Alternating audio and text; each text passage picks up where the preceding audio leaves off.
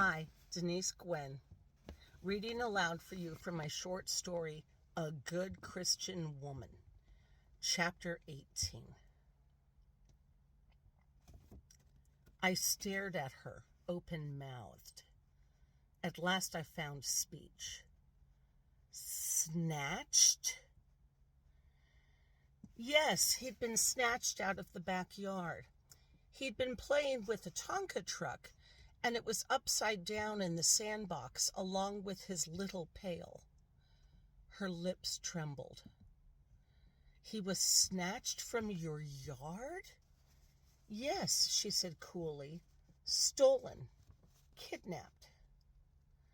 I stared at her with rising horror.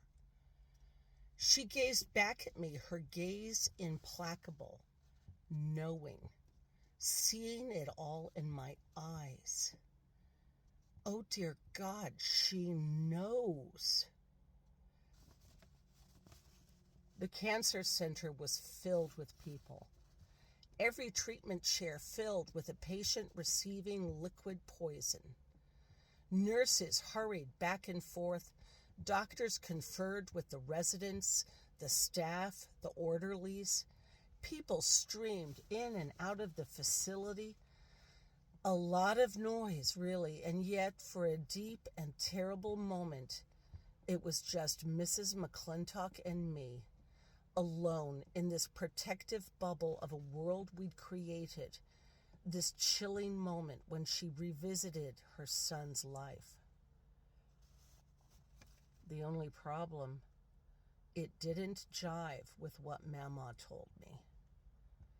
Mrs. McClintock stared at my face, and she must have realized that I knew. And somehow I had to, what, fix it? Talk my way out of it? What the hell was I thinking? Mrs. McClintock, are you sure he didn't wander down to the stream in back of your house?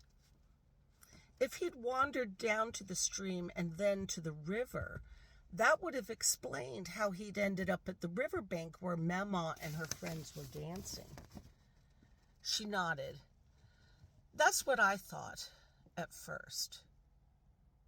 At first?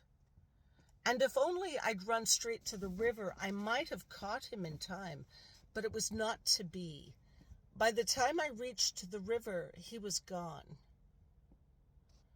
Oh my God, Mrs. McClintock, I'm so very sorry. Oh, that's awful.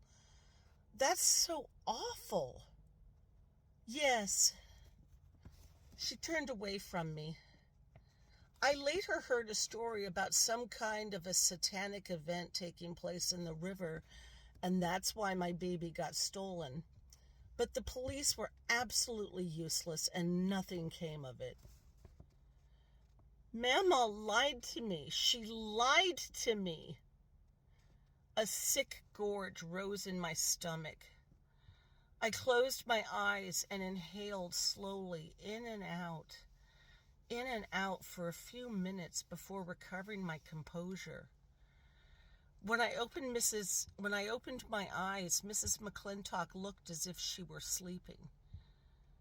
I'm tired, dear. I'd like to rest now. I'll be back. I pulled the blanket higher up her chest and tiptoed away.